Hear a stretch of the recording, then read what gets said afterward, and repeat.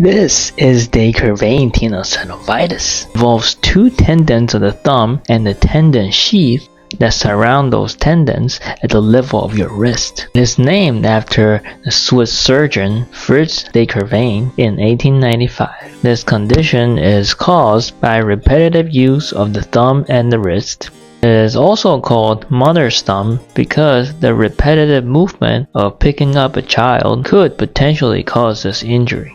It happened to me. I became a dad who got mother's thumb when we took our son to San Diego SeaWorld 2 years ago. You know the saying that doctors are the worst patients? I didn't know how true this is until I messed up my own rehab at least 3 times. My first mistake was not bracing my wrist appropriately during the first month of the injury.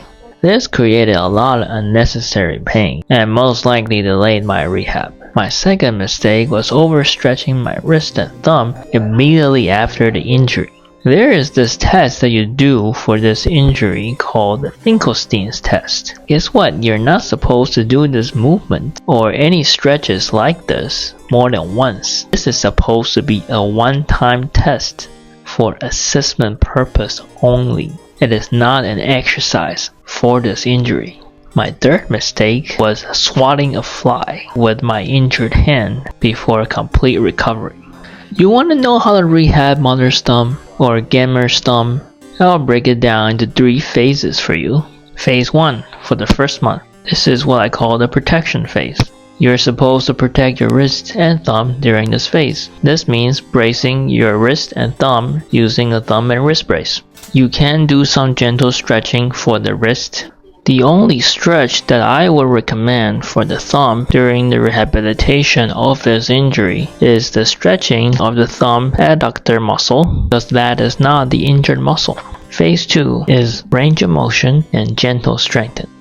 The big question that I want to ask regarding strengthening during this phase for this injury is, does your thumb have the ability to stay stretched out on its own? If it does, you can start with some isometrics for gentle strengthening. To do this, keep the thumb abducted and provide gentle manual pressure to the thumb for the thumb to resist against. Do a little pressure on, a little pressure off without moving the thumb. Stop this exercise when the pain increases and ice immediately after this exercise. If the thumb does not have the ability to stay stretched out like this on its own, it is not quite ready for isometrics. I will stretch out the thumb to abduction with the help of the other hand and try to maintain the thumb's stretched out position for as long as you can. Do this once or twice and then rest and ice immediately. Do this every day until the thumb is strong enough to maintain the outstretched position. Then you can start isometrics. Phase 3.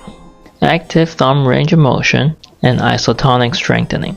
The question to be asked for this phase is, does your thumb have the ability to stretch itself out all the way to the end of the range by itself? If you're not sure what the end of the range is, you can compare with your uninjured thumb to see.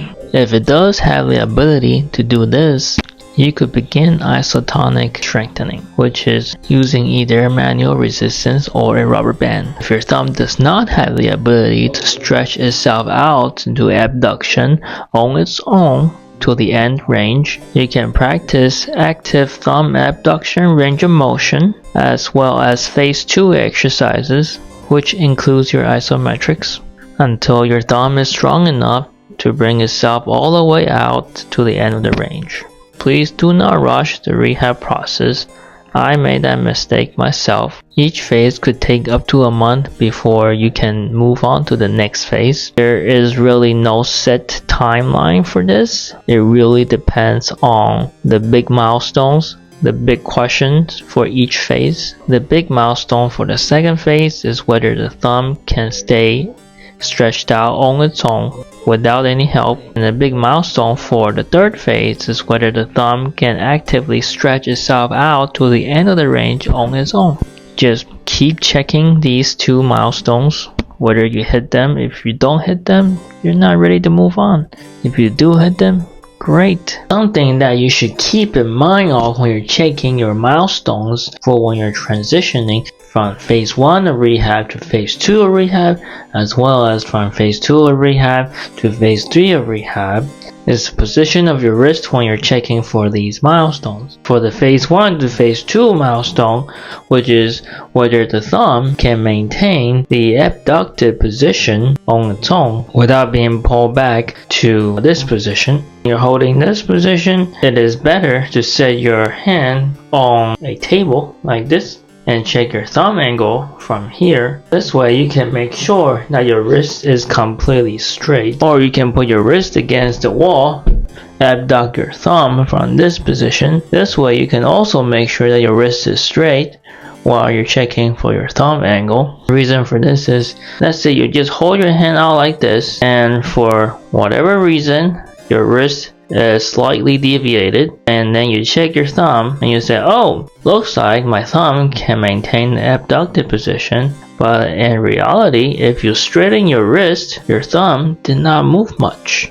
It is the wrist. When you bring your wrist straight, the thumb still has this much more to go to be completely abducted. And it's similar when it comes to phase 2 to phase 3 milestone, which is whether the thumb can actively pull itself out to fully abducted position. You'll want to either put your wrist on a table or against the wall to make sure the wrist is straight first, and then check to see if the thumb can be abducted to the end of the range. What I just listed are only thumb rehab exercises. If you have other issues like wrist stiffness or wrist weakness, you should definitely do rehabilitation exercise that will benefit the wrist.